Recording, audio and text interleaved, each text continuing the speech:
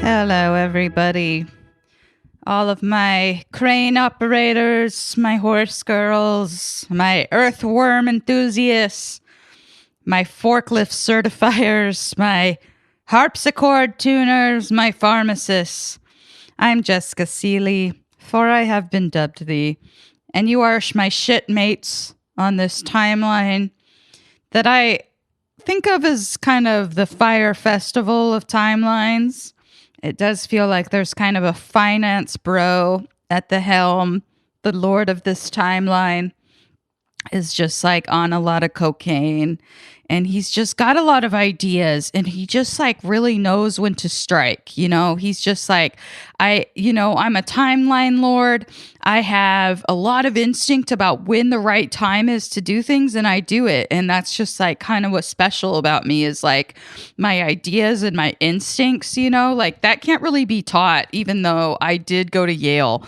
And I just I just don't know how I came up with it. Like this idea of this timeline where there's like crypto and jails, and it's like some people just live on the street, and like some people are in offices, and some people are like in jails, and some people like are in really fast cars that are like really nice and super expensive and like awesome, and they can go so fast, dude. I mean, like, and then they like burn shit that like goes in the atmosphere and makes the temperature of this planet like go all over the place. But like the cars go really fast, but like there's like nowhere for them to go because they're in so much traffic, so they just like weave angrily in and out of traffic. And then it actually like creates more traffic, and they're just like, how is it like I spent like hundreds of thousands of dollars on this amazing car, but I'm like sitting next to this like Ford Fiesta at the traffic light that's all scraped up with this shitty girl with a top bun next to me. Like, I shouldn't be here. And like, why does her shitty car have like scrapes all over it? Is it because like her carport is like so tiny that she's always scraping the side? And it's like, why does she have like such a tiny shitty like carport, like infested with like spiders? And it's like, why do I just want to like back my Cybertruck into that carport and just like rip it to shreds? I don't know. But anyway, like these are just like some of the ideas I've had, but like really it's all intricate and just like really crazy. And like, trust me, like my dad is like going to be so proud of me for this timeline. And like all the girls, are like gonna go crazy for me, dude. Like all the other timelines are just gonna like blow me. And yeah, it's gonna be pretty cool. I think I did hit on something there, which is this is the timeline of trying to impress shitty dads or reacting to shitty dads. I just learned that Elon Musk's dad, his name's like Errol, Errol Musk, Erda Musk. And I guess he has a couple children with his stepdaughter who he raised since she was 4. How very Woody Allen slash Chinatown. It's giving Chinatown. She's my sister, my mother, my sister, so honestly, it makes me feel bad for Elon Musk. And it's like, are Elon and like Trump's dad like worse than them?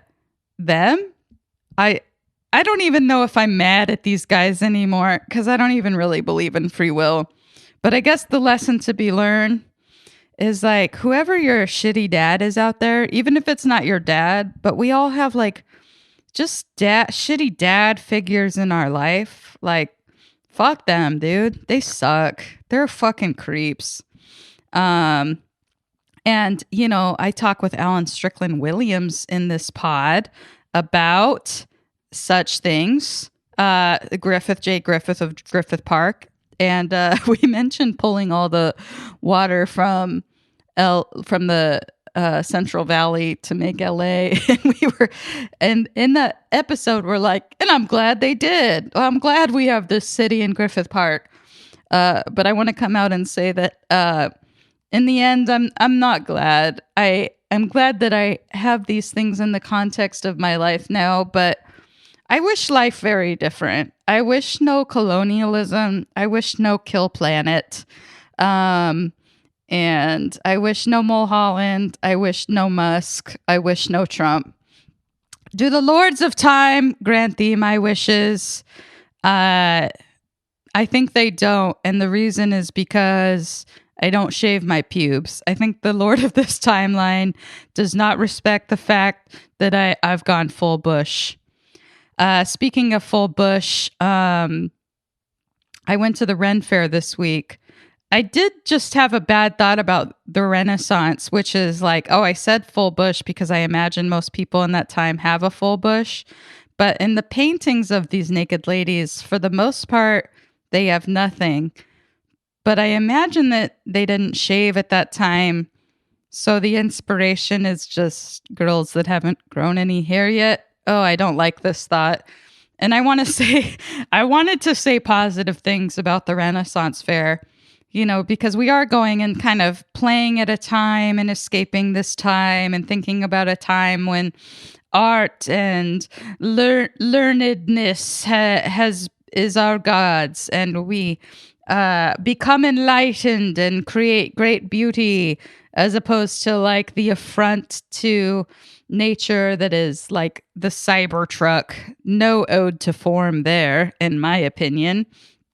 But now that I'm on this train of thought of kind of pedo-ness, which is so far the theme to my whole intro, I will say that there aren't zero creeps at the Ren Fair in my experience. I think that it might attract a certain kind of guy that is like, oh, back in times of yore, it was normal for men to have relationships with young boys and young girls, which I don't think is even necessarily true, but it does attract this kind of guy. And I will say that the first time I went to the Renaissance Fair, I was maybe like 12, and some guy who was probably 50, let's be honest, and some kind of get up with some kind of puffy Renaissance hat, rubbed my bare arm with a feather and, said something like, "Oh, ye fair maiden must cometh to my dwelling," or so, I don't know. And I will say, in retrospect, very creepy, but at the time, horny. I was very horny, and nothing bad happened, so all is okay. But I guess that's what keeps me going back to the Ren Fair. That and artichokes. They have great artichokes, and if you haven't listened to past episodes, you might not know that I love an artichoke. So please go back and listen to all my episodes to hear all about my love of artichokes. This is really mostly a pod about artichokes, and I talk about it with the hilarious comic Alan today. And I've been getting my artichokes from Erewhon lately. Yeah, no lie. It's true. I've been Erewhon, for those of you that don't know, is a very bougie grocery store in Los Angeles where everything is very expensive. The artichokes are $5, but it's like, when you're like an artichoke enthusiast such as you want nothing but the best. And it's worth it. Although something creepy about a grocery store that is so expensive, although everything in it is really good.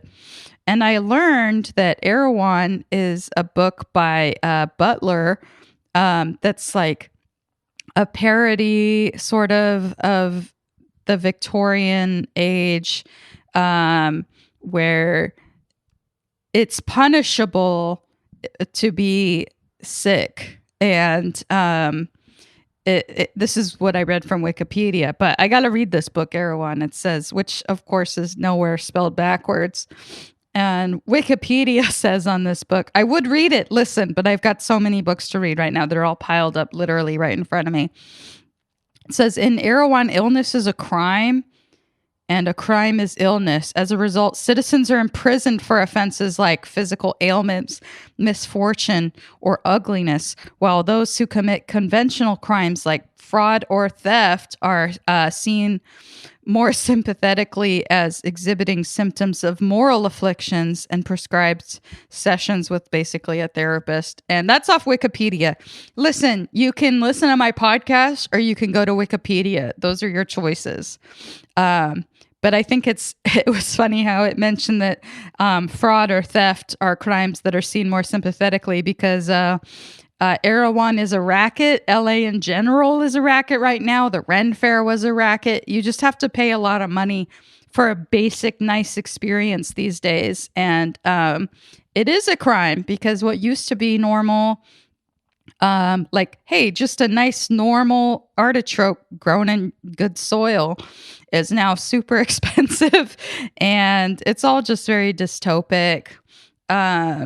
I also went to Disneyland recently. I have a little pass. I like to meet my dad there.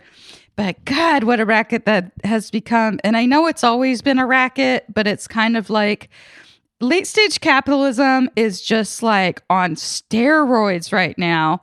And I'm just like, everything at Disneyland costs a little bit more. You have to cost to jump the line, which makes the line longer, which makes you have to pay to jump it, which I never do, but I have a pass. So I can just like not wait in a line and just walk around. But hey, in my day, Disneyland was amazing. I mean, like, there was, you could, it's not unusual that you would hear somebody singing live. There was a Pocahontas show that I loved. I know Pocahontas is problematic, but you've got to admit that music was insane. The Colors of the Wind, are you kidding me? Gorgeous song. And when she sang The Colors of the Wind, these fans would blow out all these tissue paper of all these different color leaves. And I used to collect, me and the other kids would go up and collect all these tissue paper, colorful leaves. It was great. But now you're not going to find anyone singing in Disneyland. I'll tell you that. There's still a marching band, but that's about it. And so, yeah, there's a video online that's really long. It's like 4 hours long, but it's all about the Star Wars Hotel. And if you want to see how much Disney sucks now, you can watch that, which is like, yeah, I know Disney's always sucked. But anyway, I got to wrap this up. Let's not just go into a rant about frickin' Disneyland right now. Okay. Nobody cares. All right. In my defense, I'm losing a lot of blood. Okay, I've lost a lot of blood. I have to sleep 12 hours a night now. This is not even a lie. It's because I have no blood. Yes, I'm taking my iron. But in addition to that, the temperature has been so random. We've gone up and down 30 degrees in one day. And climate change, it's going to make you sleepy. That's something they don't tell you about it is your body can't really cope with the up and down. But I have to still talk into a microphone. That still has to happen for some reason. But I really want you to listen to this little interview because Alan is so great. Alan Strickland Williams, he's such a hilarious comic. He's got a new album out called Ran Through. And he's just a delight. He's like Los Angeles' little playboy. And he is so kind. And I really like the way that he lives within this. I want to quote Beyonce here and say, is this a sweet dream or a beautiful nightmare? And Alan seems to be navigating that in a way that I really like, with humor and grace and fun and playfulness, but also not no darkness, because it is a nightmare. I was working at the restaurant I work at the other day, and the power went out on the whole block, so it went dark, and then the music turned off, and just somebody in the restaurant was like, "Is this it?" And somebody else went, "I'm ready." And I got to say that just like kind of sums up the vibe right now. So I hope you guys enjoy listening to Alan. He's a lot of fun. And honestly, thanks so much for your support. You guys rule. I think I want to say you have good karma for listening to this. You're probably doing it because you like supporting little comedians and little artists, and that's pretty cute. You guys are good. I hope you feel really good about yourselves today and enjoy my talk with Alan. Welcome to my apartment, Alan Strickland Williams. It's great to be here. It's Here lovely. Hollywood, California. We're in like Hollywood. Yeah. Yeah. It's good to be here. Hollywood's doing great. I was like, oh, I wonder where Celie lives, and then I was like, oh, I know this area. Oh yeah. Yeah. Being gentrified to shit right now. Yeah, sure. Oh my God, it happened just like that. Yeah. The aggression of gentrification has gone up so much in my lifetime. What is it in this neighborhood specifically? Because what stood out to me was I was like, oh, this is a part of LA where there's like a lot of fast food places right next to each other. Right, but it's this corner right here. Okay. Which maybe listeners will be able to figure out where I live when I talk about this, because it's like Winchell's Donut has become the bougiest coffee shop. Oh, you really? Could see. And my laundromat. Really, really nice art place. Wait, so are you saying that the Winchell's, it's still a Winchell's and it branded up, or now the Winchell's signage is still there and now I it's wish. So it's just the signage, because I saw the sign when I was driving. No, Winchell's is there actually still, but I was just kind of, the Winchell's to me represents the old of like what everything that's been here. Totally. And then like the new is like, there's a new bougie coffee shop that I tried to like, and this is why I got an espresso machine, but every time I'm there, it's just like so aggressively gentrifying. Yeah. And it's like, I've lived in a lot of I've lived through many waves of gentrification. Yeah.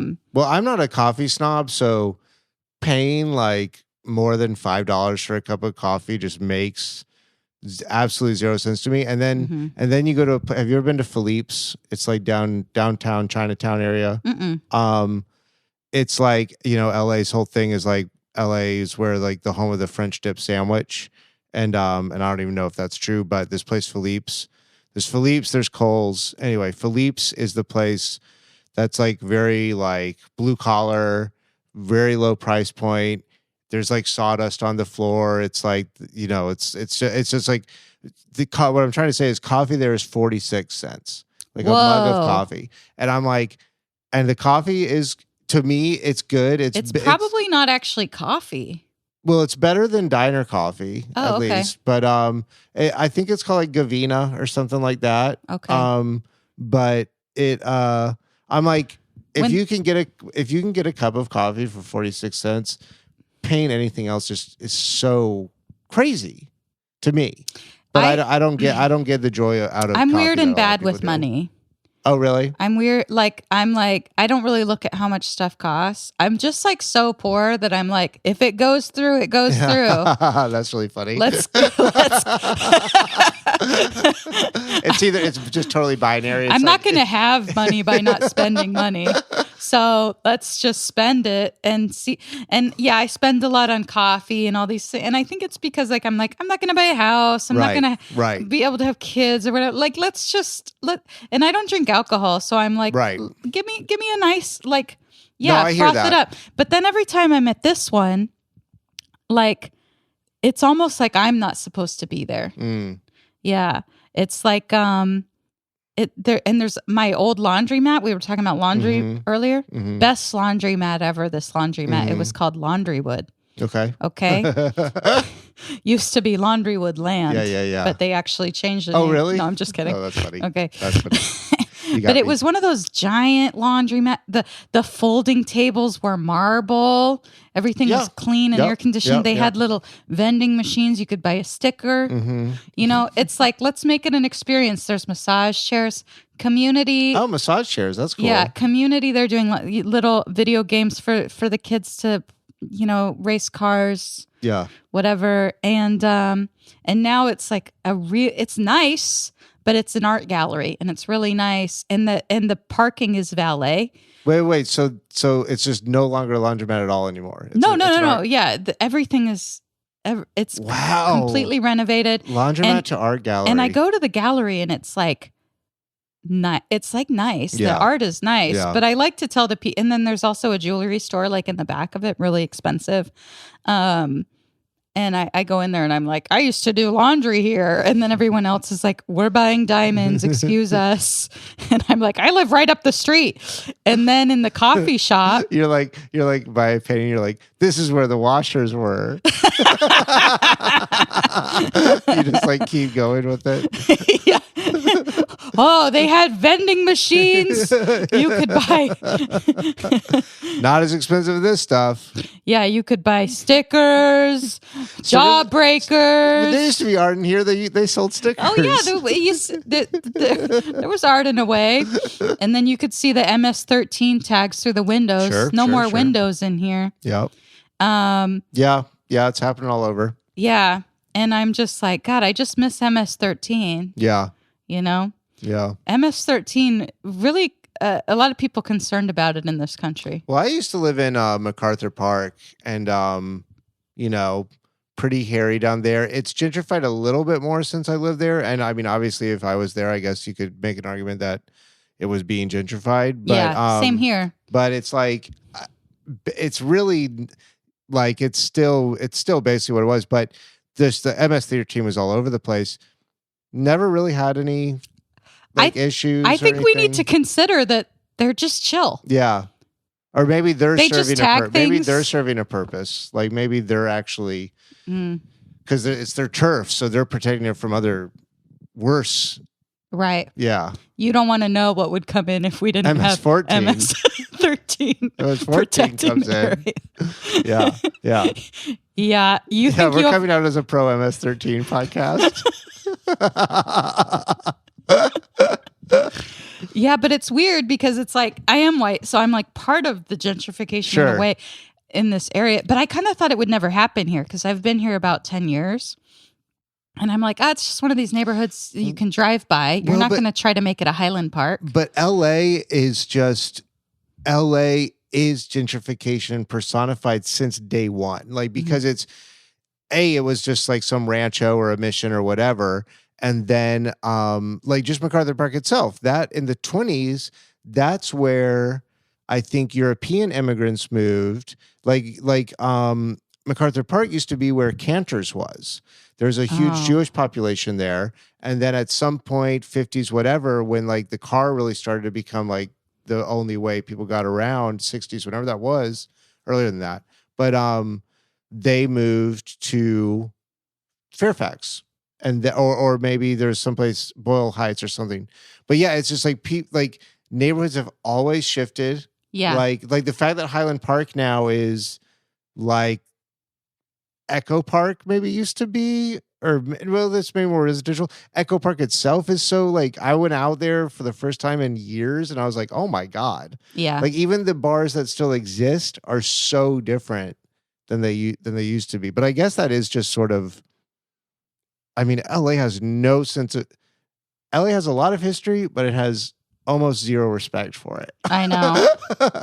I know. I just heard that they're getting rid of that stagecoach sort of thing that's at Gower Gulch. Yes. Yeah. So, and it's like, why do I get sad about this? And which is kind of funny too, because it's like that's a weird example of it being like a facsimile of the set dressings of movies, which are already fake.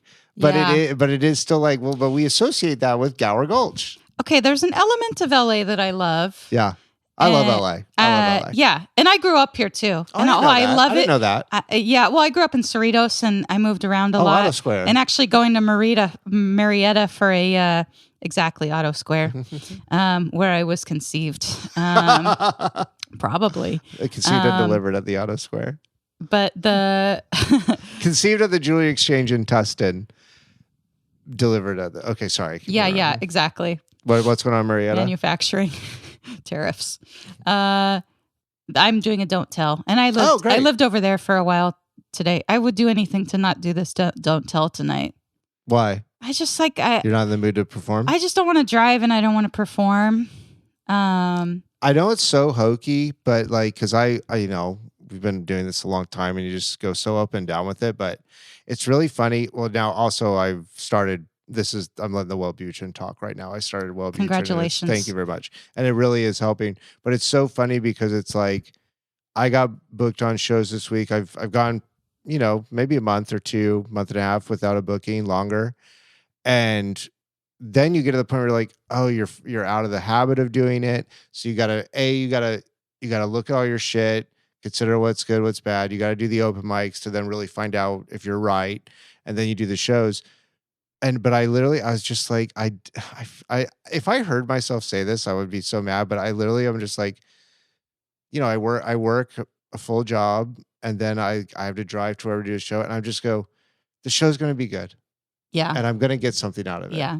And like just that, I'm like, okay, great. And then my big problem is memorizing stuff. I have such a bad memory, and I literally have to sit down like I'm studying for like a test to memorize my shit.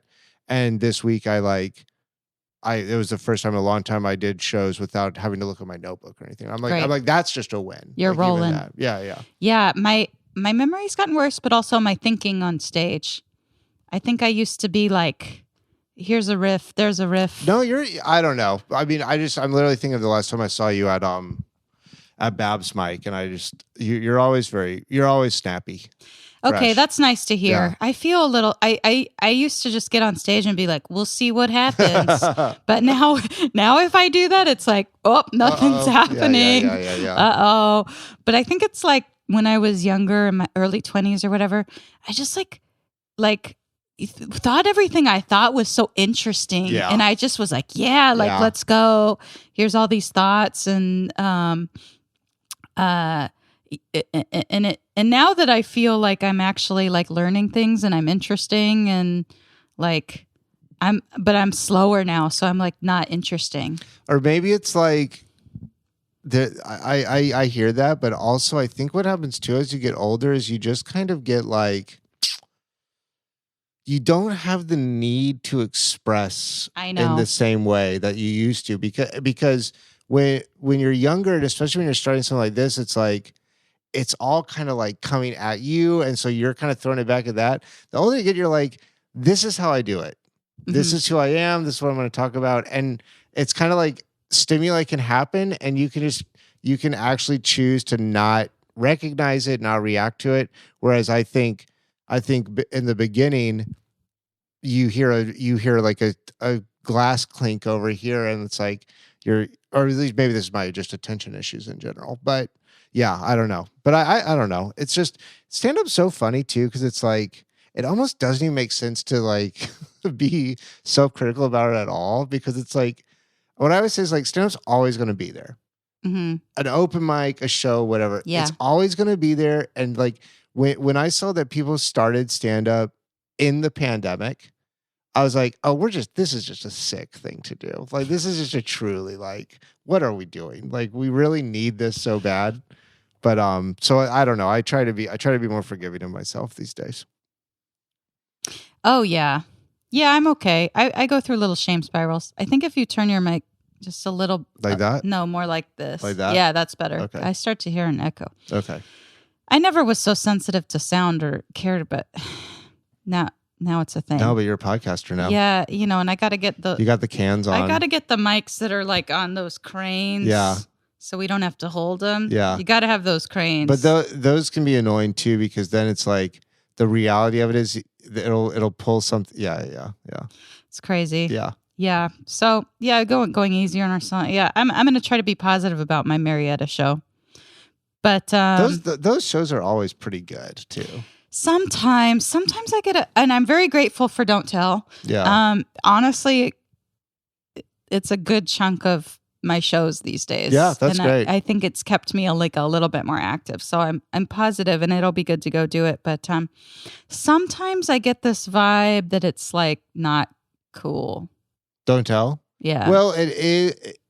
just in the fact that it's very saturated now. I mean, Well, what I mean about it is like the kinds of audience that you're getting is Right. sometimes can be like, what if we did a fun night out, you know? Yeah, like, yeah, I yeah, saw yeah. this thing on like they're not like comedy they're doing a fans. show at an accountant's office. Like weird. Like it's like That's people really that funny. pay to go to a VIP party with a That's celebrity really funny. hosting it or Yeah, something yeah, like yeah. that. It's like we don't know what's going to happen. We could be on like a TikTok clip. One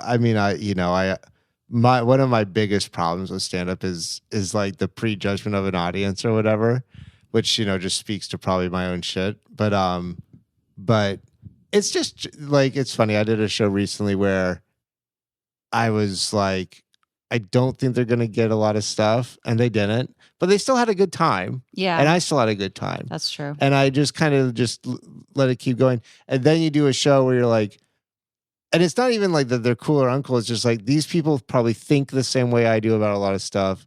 They probably can anticipate where I'm going with things, blah, blah, which could be good or bad. But no, that's great. It's funny. Don't Tell. I think I've only ever done Don't Tells outside of LA. Mm-hmm. But they're huge now. They're doing like specials and stuff. I know. Yeah. I submitted for the Don't Tell comedy competition. I wish I had. But had... I did everything wrong on their thing. Like I think I didn't understand the questions, and I think that they were like submit a 3-minute video, and I like didn't have one, so I think I was like, I'll just link them to this 25-minute video. Yeah. And they can watch 3 minutes of it. Yeah. Right. Yeah. I was like, I don't, and I think they wanted. It said like, oh, make sure it's public. Yeah. And mine wasn't. It was just like unlisted. Yeah. So.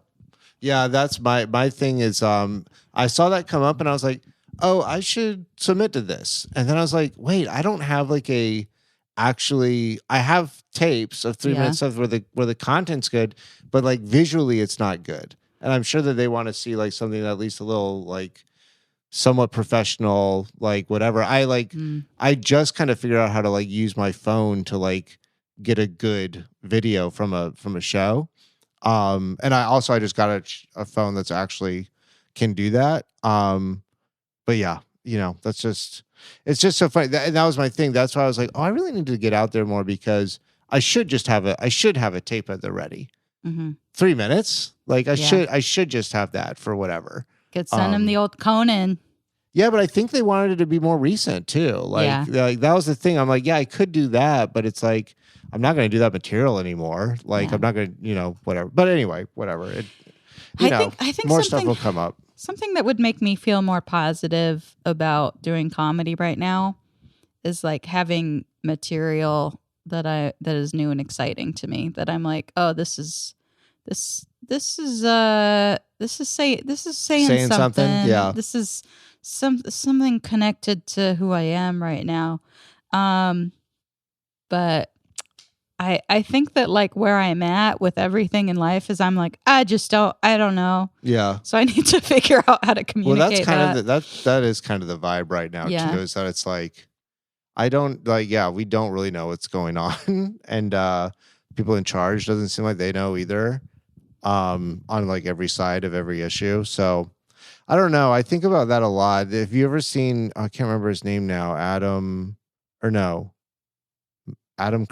Curtis. He did like this documentary called like Hypernormalization, and he does all this stuff.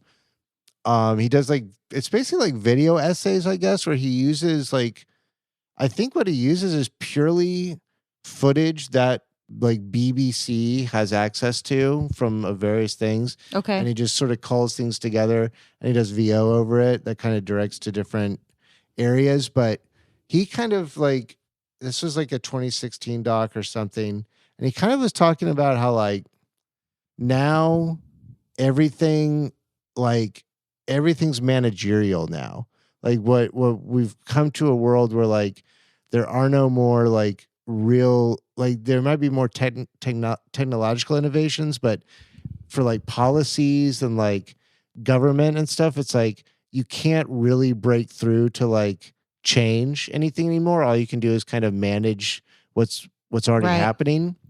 And I think about that a lot because it seems really true. It does seem like it, even on the other, like, I'm sure we're both on the side of like life should be easier and people should be getting help and it should That's be why free I or wanted to have whatever. you on here, is because I feel like when I think of like all these Elons and these kind of people, I'm like, Alan is like the exact opposite energy to me. Oh, really? Of like, you're just like, life is easy. Like life is. Well, no, I mean, I very. In terms of your vibe, it's like, let's get a Dunkin' Donut. Like it's not. It feels light. It feels like. Well, I do like to hear that because that is what, like, I do try to be like that when I'm out in public because I think it makes me feel better too to be like that and to see that is like being received. But also the other side of it is like I spend most of my time alone. I live alone and like, oh, it just gets so dark and like crazy, you know? I don't think we're really supposed to be alone almost ever.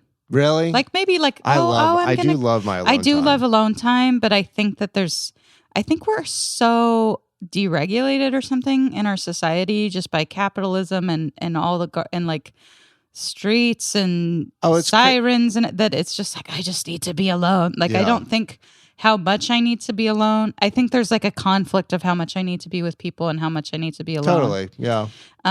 For sure. But I need a lot of alone. I'm very like, I work right now. I'm working about 4 days a week. Mm-hmm. And I'm like, it is too much. Yeah.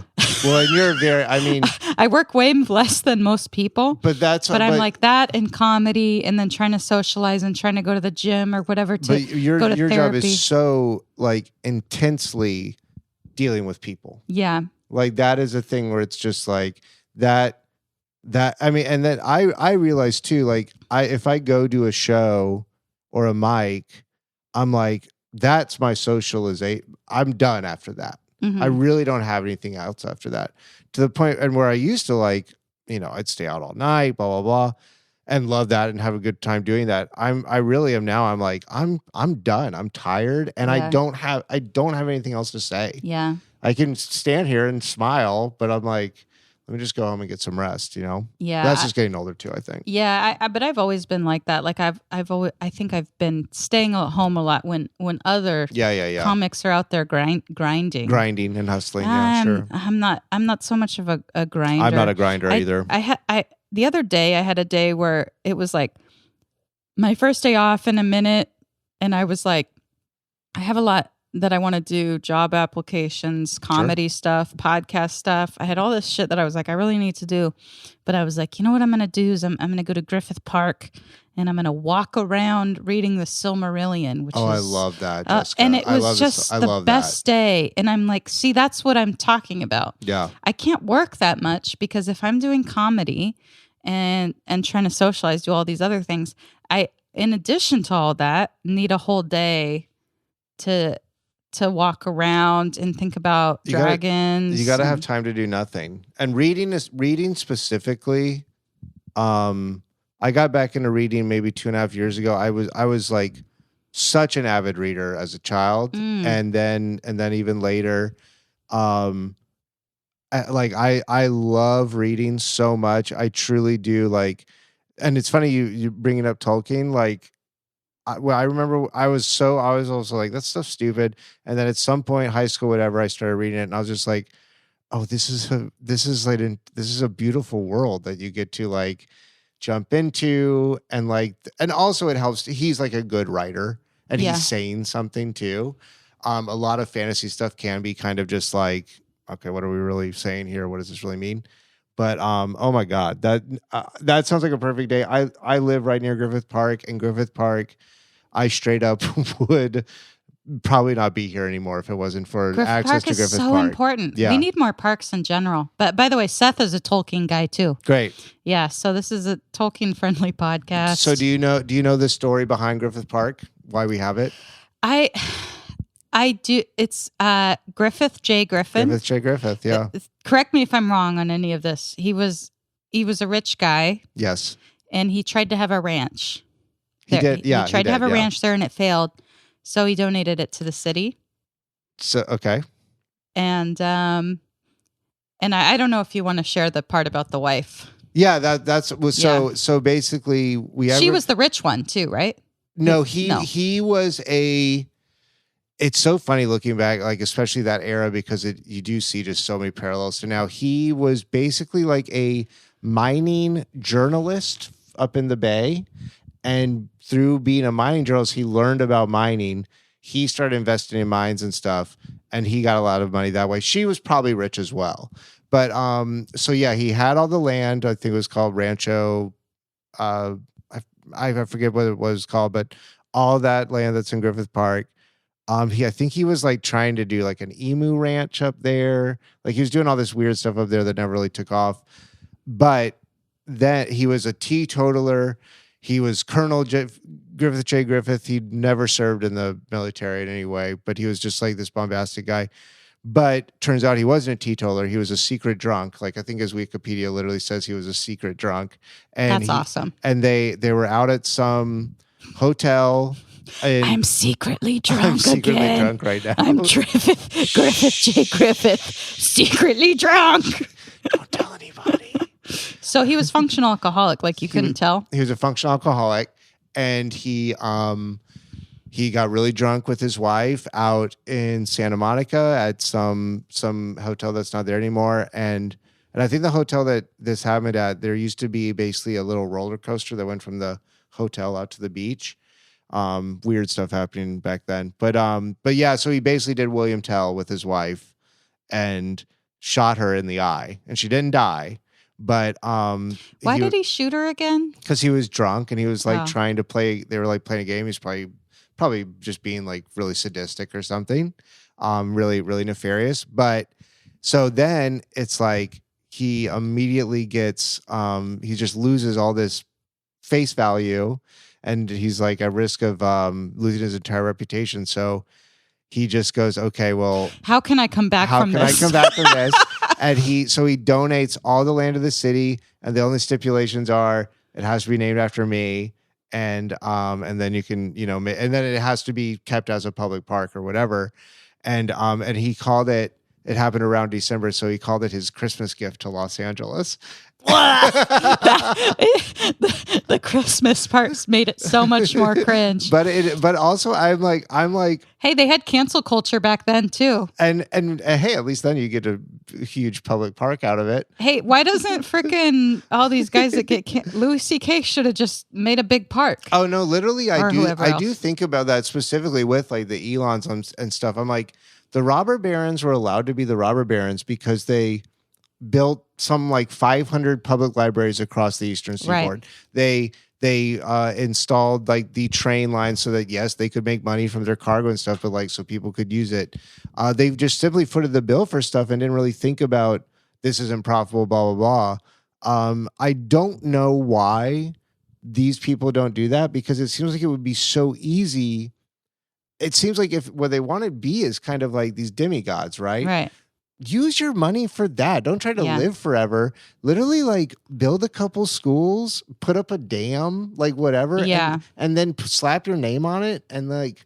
Well, Elon almost started going that route in a way where he was like... It was like, oh, I'm... It felt like he was going to be involved with the train. Right. Yeah. The high-speed California train. But then he really just fucked that up, and I don't know if that was intentional to like. I think so for his cars or something. Yeah, and look where that's getting them with the cars. Well, and that's also specifically L.A. Like, yeah, there's a lot of collusion to squeeze out the public transportation we had back then. But dude, if some billionaire was like, I'm putting in high speed rails all over California, it'd be incredible.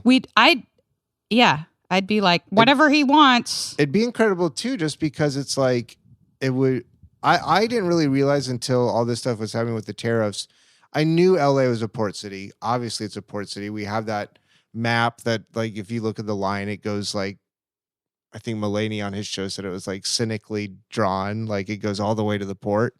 So I knew that a port was important, but LA for like the entire western part of the country is like gigantic, and we get stuff first before it takes us time to get here from China and Asia and stuff like that. So there's going to be, I was reading this thing that says basically it's going to happen is like in the middle of June is when we're really going to feel the effects of what happened like 2-3 weeks ago.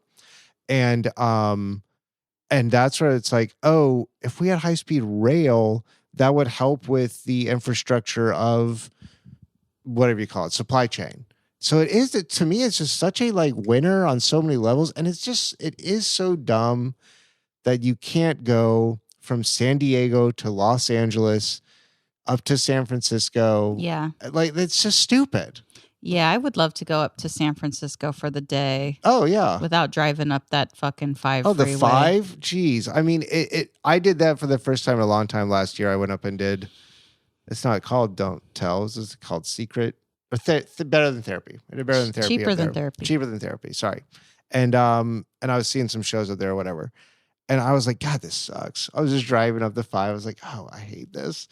It's so weird. Yeah, we did it recently for something. Oh, yeah. It was a memorial. Anyway. Oh, yeah. I was like, what was it?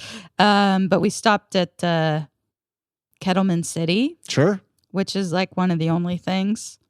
And it's like a Western little thing. And it has Bravo Farms. And we were like, let's go in there and buy some nuts. And it just sucked. It was just weird. It wasn't cute. Yeah. I was like, we need more roadside. I don't know. More other than Congress created the Dust Bowl, Gavin Newsom. That's all I get out of it. I'm like, can we have some weird art or something? Something like a something weird a little place. Entertaining. Yeah, you kind of got to go up the 101 for that stuff. Too long. I dude. know. Yeah, it's too long. I have this feeling like I want to just double check the video to make sure I'm getting any. Okay.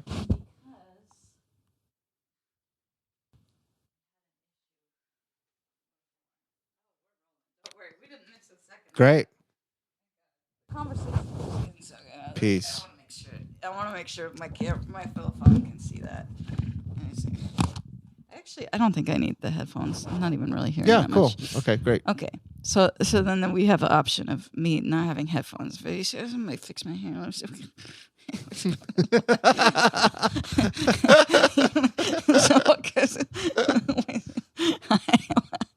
Okay. So anyway, we were saying. Yeah, like we were just saying about Kettleman City and the 5. Yeah, the 5 is born. Wait, I want to circle back to what I was saying about what I liked about LA. Yes, please. Sorry. No, that's okay. It was great, but I want to get back to it because you were saying it's fake. Like, oh, the Gower Gulch is fake, related to Bravo Farms, whatever. That there's something about that I really like, that it's like fake layer upon fake layer. Yeah, no, me too. And it's kind of, I like the way people judge it when they come to visit. They're like, this isn't even like a real place. And I'm like, but isn't it weird that it's a real place? Yeah. And I feel kind of the same way about like Disneyland. I'm like, haha, it's Disneyland. Like, it's like this like place that is like the symbol for the rest of the world thinking is like uncultured. And I'm like, this is my culture. Oh, there's so much my culture history here too. Because when you go to Europe or something and they're like, this is real. And I'm just like, I think we got to declutter.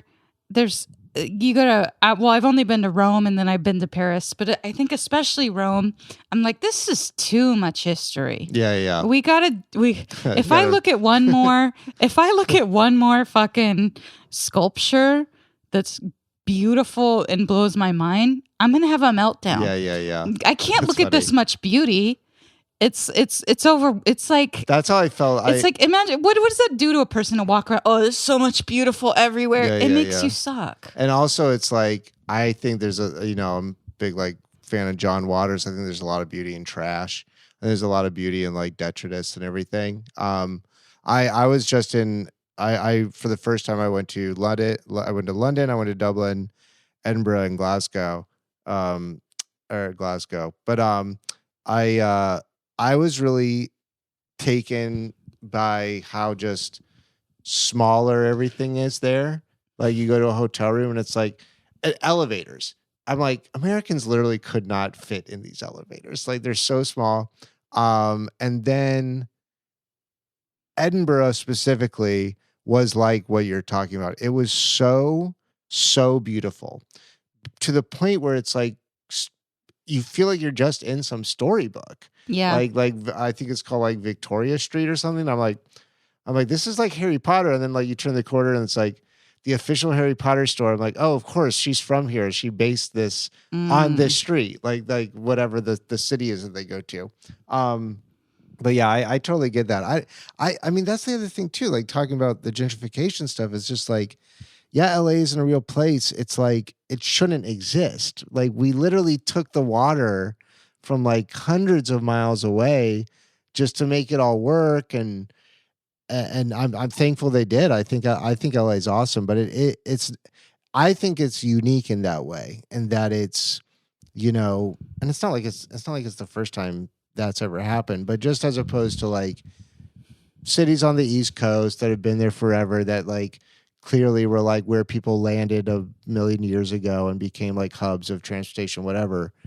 Yeah, we're kind of doing a weird thing over here, but I don't know. There's so much here. I don't know. And with the pandemic and with the fires and stuff, still I'm just like, I just don't know where else I'd really want to live. Just as far as like a city, like a city. I feel the same way. A lot of my family's in Seattle, and I'm like, oh, there's so many reasons why I should live here. I've got older friends. I've got in Seattle, more family. My brother's there, and I'm just like, and it has more actual water that is just there. It's already there, and I'm like, that's a nice little climate change moment to just like have water, and it's not as hot and all this stuff. But I'm like, I just don't like it. I just like being here. I don't know why. I couldn't deal with the weather.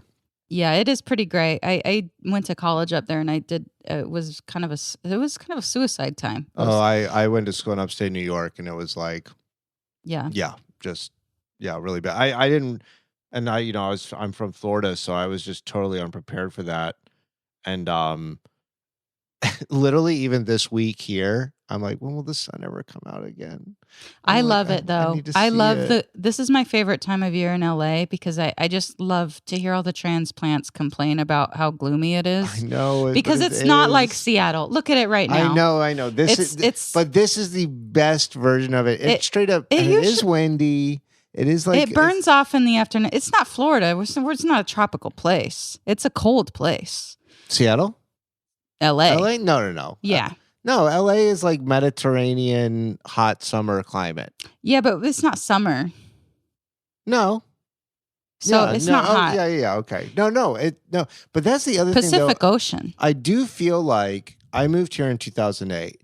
I do feel like it's only been in the past like 3-4 years, like, and maybe it's like massive weather shifts or whatever, but there was like 2, 3, 4 years ago when like in December it rained straight for 2 weeks. Yeah. Which that was the first time it had rained like 2 days in a row since I think I moved here in 2000. That was like my childhood. And I want to say okay, interesting. Like that decade that you're talking about. That was the anomaly. That was the drought. That was the drought. That's when I moved here. That was fucked up. Yeah. So people that are like, oh, that's the norm. I'm like, no, dude, like I have so many rainy, gray, gloomy memories. Okay. So I feel more comforted by seeing the overcast because it's like it's a return to form. It's like we need, and we need as you know, we need this. And we need the rain. We needed it.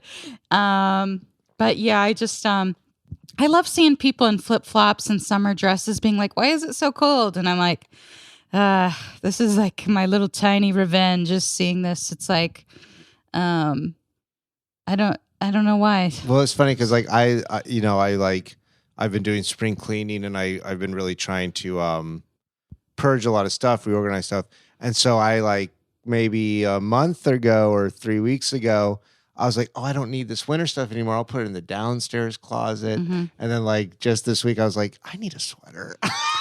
Well, I do think there's something kind of climate changey happening, which is the up and the down. Yeah. I think the weather's gotten less predictable. Yeah, it is weird too. Just even like it used to be here. It's like you check the weather report and like that's what the weather will be all day. And now it's like the weather will change throughout the day. That's very Florida.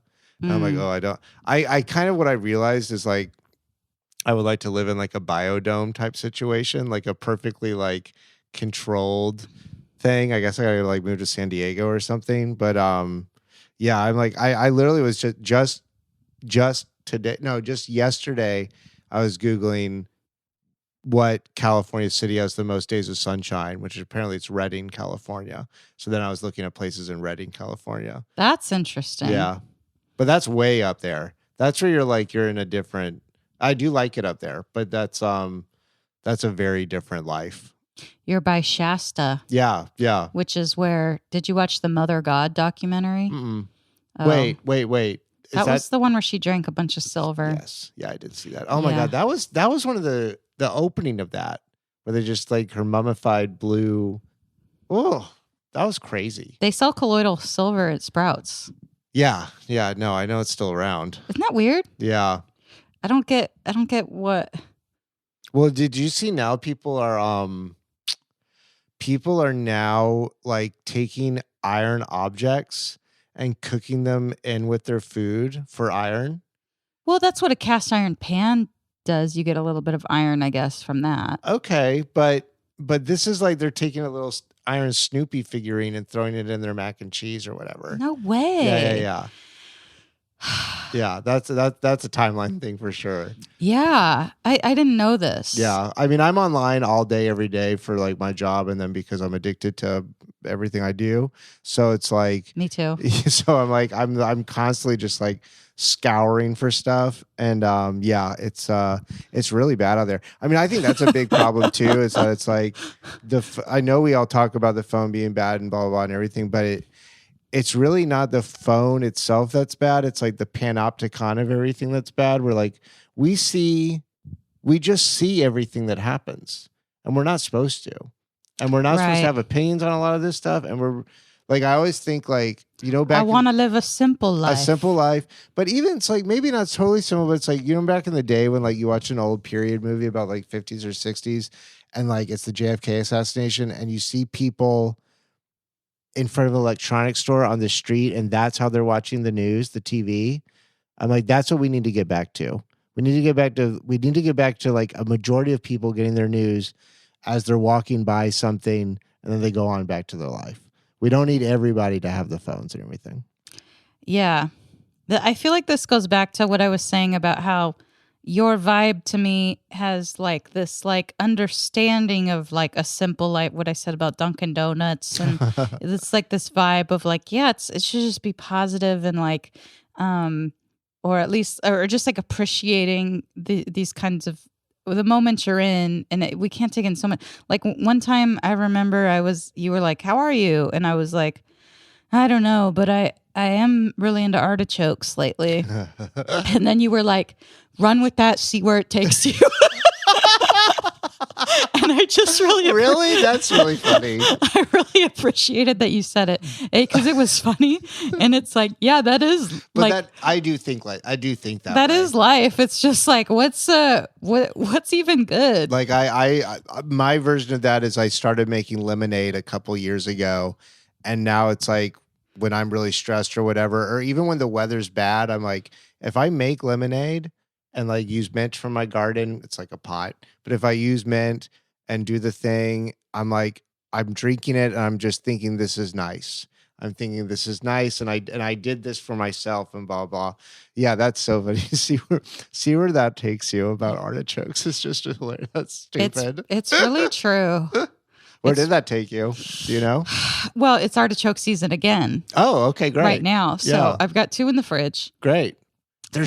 My thing with artichoke is they're a it's like a labor intensive thing to eat it. To eat it, yeah. You scrape it with your teeth. I know, but even that, it's like do you like what you can just throw it, you cut off the tops of the little things and you throw it in the oven? I steam them. You steam them, okay. We do cut off the top, but you don't really have to. You don't have to do that? You actually could just, because you don't eat that part of the leaf anyway, you could just leave it on there. I love artichokes in salad. I love an artichoke dip. Yeah. Yeah. What's the city that does the artichokes? A lot of fiber. I actually don't know. Because I know Gilroy does the garlic, and I know that I think the artichokes are somewhere around there, up like northern Central Valley. Mm-hmm. But I don't know. California, it is crazy how much stuff California grows Yeah. and how so many cities are like associated with one crop or product. Right. I'm like, that's a weird thing too, where you're like, that's probably, I don't know if that's these good or are bad. garlic people. Yeah. Oh, I mean, Gilroy, you drive through Gilroy, it smells like garlic. Yeah. Like, which is awesome. Totally. I love garlic is one of my garlic, butter, and salt are like, they're always vying for the top 3. Like, those are like, I'm like, that's really all you need. But how do these crops affect the people? You know, Sure, like who do you want to hang out with? Do you want to hang out with the garlic people? Do you want to hang out with the artichoke people? Who are the most progressive? Who are the most racist? The Who garlic, are the most... the garlic people are crazy. Like the garlic festival, they do like garlic ice cream. No vampires. That's good. Do you see why I stay in comedy? That's funny. No, that's funny too. It's like, like if you go to the big garlic ag family, it's like it's a descendant of Van Helsing. Yeah, there you go. Yeah, I was trying to. Yes, thank you. Yeah, Van Helsing garlic. I wonder if anyone's made that brand yet, because that's pretty. That good. Seems like it would be done. That's good. But what would your artichoke brand be? That's a little hard. There's not so much lore around artichokes that I know Artichokes have hearts, right? So it'd be something to do with that, I think. But artichoke, and they always say the heart is the best part. The heart is the best part, and the artichokes are kind of like pineapple, right? Where it's like this thing grows all around, and then it's the thing in the middle of it, right? Yeah, beautiful flower. Beautiful. If you let it flower too. Garlic just looks like grass. I tried to plant garlic one time, and I was like, "Oh, it just grows. It's just like it's a bulb. It just like green shoots out of it." Yeah, I love to eat bulbs. Yeah, bulbs are good. I like bulb-based things. I like root and bulb-based. Roots are great. Easier for me to digest things that I think aren't on the top of the plant. Interesting. A lot of the time. Like the strawberry or... Yeah, the strawberries have been hurting my stomach. Really? Yeah. I'm getting a little sensitive. I will eat blueberries like they're popcorn. I used to, but I feel that they've been hurting my stomach. And you know what looks weird when it grows is fucking asparagus. What does that look like? It literally is asparagus sticking out of the ground. Yeah, like little funny. Like bloop, bloop, bloop, bloop. It's so freaky. And I remember I saw it for the first time because this farmer was talking about how he was mad about deportations the first Trump time around. And he was like, I have no one to harvest this asparagus. And I was just like, look at your freaky little asparagus. Like, who would want to pick here. That? Yeah. Let's eat. Present. Nobody wants to pick this. I do like asparagus though too. Yeah, I like asparagus. Yep. Follow that. See where that takes you. I'm not obsessed with it. Not obsessed. Pretty much just obsessed with artichokes. But the word choke is kind of aggressive though. Very much. But it's a heart, a choke. Yeah. I don't know. It's like a little heartbreak or something. Yeah, what have I been into? I've been into tomatoes recently. I've been doing stuff with tomatoes. I've been doing stuff with tomatoes you wouldn't believe. No, but just like the tomatoes you use for what are they called? The Marzanos, like for like a pasta sauce. And then like I've been making a lot of sandwiches to bring to work just because I'm trying to save money. And so I've been really trying to find like the best type of tomato for a sandwich and the best store where to find the best version of that. Hey, maybe when we're done here, I'll take you to this little gentrification grocery store we have. Yeah, some colloidal silver as well. And they have raw milk. Great. Should you need. Great. But also honestly really good produce. Yeah. For $1,000. But yeah, like I told you, I just drop it. I'm like, I'm going to start going to grocery outlet, I think. Yeah. I'm going to start trying to save a little bit more. I've been thinking about Costco, because they're still doing DEI. They're doing DEI, and I think they still have, like, a lot of their stuff is still, like, I think there's, like, a rotisserie chicken at Costco that's, like, something's crazy, like $6 or $7. Yeah, at this new grocery store we have, it's $20. $20. I mean, Gelson's isn't even that bad. Gelson's, I think you can get one for like $13. This one's like just a dip below Erewhon. I think. Oh, okay. A little bit. But I'm like, what are we doing here? As much as I said I drop money on whatever, but I'm like, Erewhon's like, Erewhon's doing just shoot me in the head. It's so crazy. But their smoothies are good. Yeah, are they? They are really good. You should just have one. I don't go back. I don't keep getting it. But if you have it one time, you're like, all right, I get it. Yeah. But at the same time, you can get a $10 smoothie. It's pretty good. Yeah, I was doing the smoothie thing for a while and making my own, but I don't know about you, but well, I think it's because I live alone, but I'm like, I will literally get to this point where I'm just like, if I have to wash another dish, I'm just never going to eat again. Like, it's so, I'm like, I don't want to be, I wish I had a dishwasher, but hey, I'm not a Rockefeller. I just do what I can. Me neither.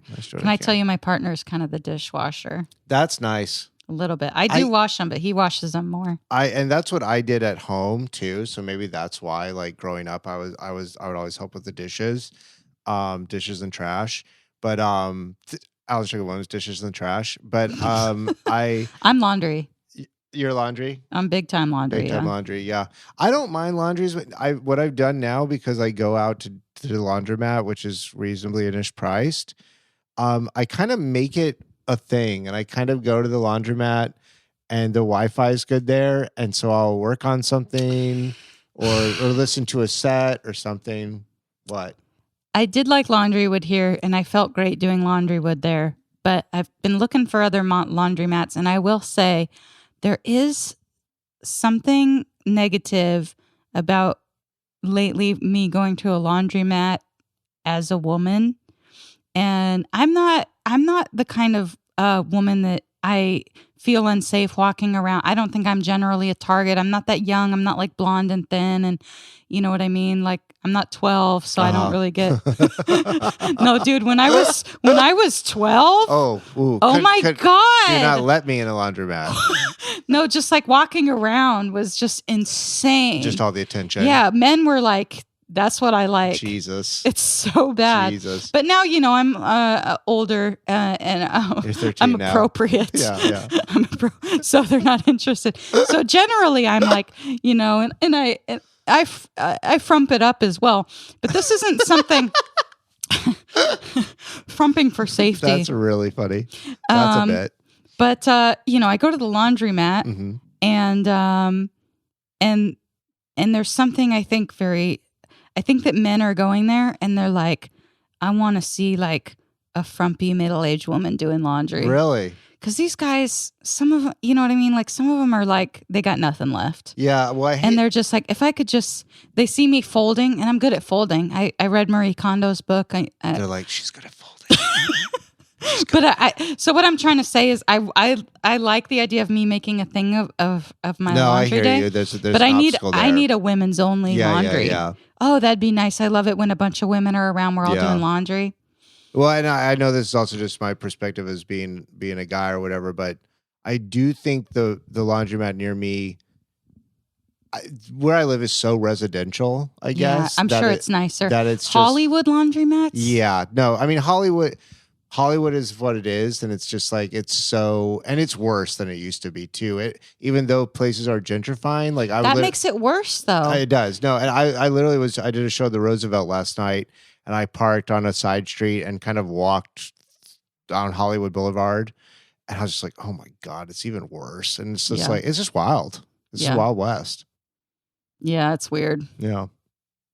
Anyway, what you gonna do? I don't know, but it is like the income inequality is more dramatic when it's the way it starts to gentrify. So I've got like these fucking coffee shops where only Europeans basically go there. I want to say, and people that are wearing like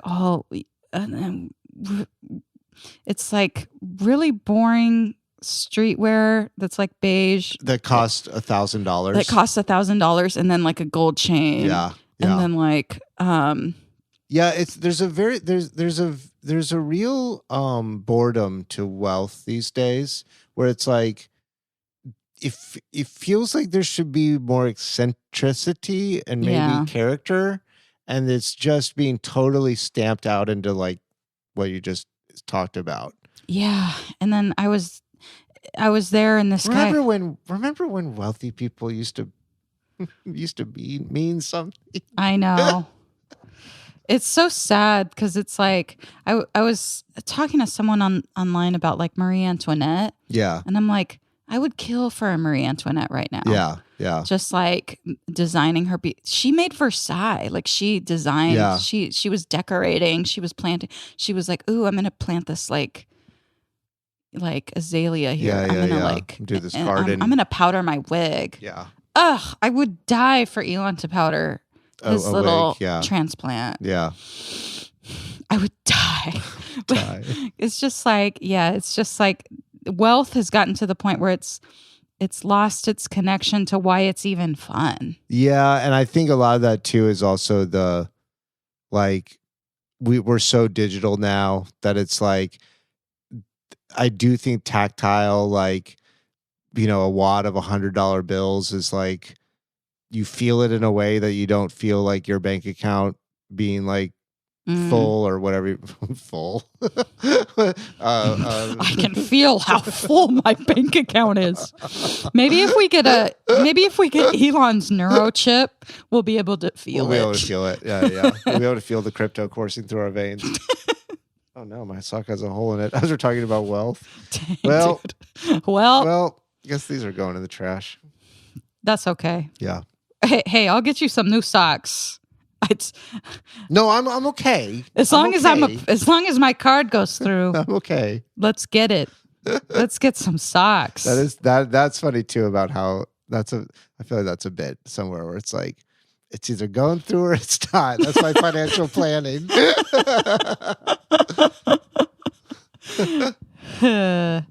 Yeah, well, that's what I'm trying to do. I'm trying to get some new bits. Hey, you know, gotta do what you gotta do. Trying to have fun. Well, you know, I think it's I hope I can walk you to his new grocery store. Oh yeah, maybe sure, you have time. Sure, yeah. I want to show you the tomatoes. Sure, so let's great. wrap this up. All right. Good talk. And but you know, do you want to plug some of your stuff? To be honest, so far no one's listened. That's great. But if you do listen and you enjoyed my vibe, maybe you would like my album. It's called Ran Through. You can get it at alanstricklandwilliams.com. It's on vinyl, digitally. Stream it. It's great. It's so funny. My favorite joke that I think's on this album is the one that's do you mind? No, I don't mind. Do you mind if I do one of your jokes? No, I don't mind. It's the Matrix one. Oh, maybe you do it. Oh yeah. It's on that joke. It's on the album. It's if I was that dude in the Matrix, I would have taken the red pill and the blue pill because I'm addicted to pills. I love that. I get so happy when I hear that. Oh, thank you. Because I was addicted to pills. No, I was. And too. anytime someone presented me with a pill, I would take it. No, I was like, pills to me, I was like, oh, this is great. I don't have to smoke anything. I don't have to drink anything. Quick. And it just hits you. But when they don't work anywhere and they start wearing off, I'm just like, now I'm a demon. Yeah, exactly. Yeah. So it doesn't last very long. But by the way, you caught me on one of my last drinking nights. We partied together. Was that in That was in Oakland. Yeah, I remember that. And then we went out pretty hard that night, I think, too. Yeah, I went hard at the end. And then I remember I like hooked up with someone. You guys slept, you and Megan slept in my bed, and then I hooked up with someone on the couch. I was always hooking up with someone, and it got to the point where it was so fucking annoying. I'd wake up and be like, God damn it. I did this again. And then that's why, honestly, that's one of the reasons I stopped drinking. One of the very last times I drank, I like slept with someone who I knew. And then in the morning he was like, you want to get breakfast? And I was like, no. I remember you telling me this. Yeah. And then I'm like, the fact that I didn't want to get breakfast was a sign that's a huge sign. Yeah. That's a huge sign you have to stop because you should want to get breakfast. You should want to get breakfast. Breakfast is great. And even if you don't really want to, you should still be able to be like, let's get breakfast. Like, let's do it. Totally. Yeah. But it was just so dark. I was like, I can't do breakfast. But you caught me when I could still do breakfast. Yeah. So I remember that. Me, you, that and Megan, fun. we went out for breakfast. Yeah. And they wouldn't give us any water. Oh, because it was in the middle of that. I think we were in the real heat of the drought too. Really? Yeah. It was a diner, and we were all so hungover, and we kept being like, "Can we please get water?" And they brought us our food, but we couldn't eat the food because they hadn't brought us water. That's so funny. No, I remember that trip. That was a good trip. All right. Well, thanks, Alan, for coming over. Yeah. Had so much fun. Yeah. Good time. All right. Bye. Thank you for joining us on Some Timeline. Don't forget to email us your thoughts, questions, songs, whatever, at sometimelinepod@gmail.com, or leave us a voicemail at 747-666-7005. Thanks to our sound producer, Seth Hover, our musical composer, Jeff Traeger, our podcast artist, AJ Howard, and I'll see you next time on the next part of Some Timeline.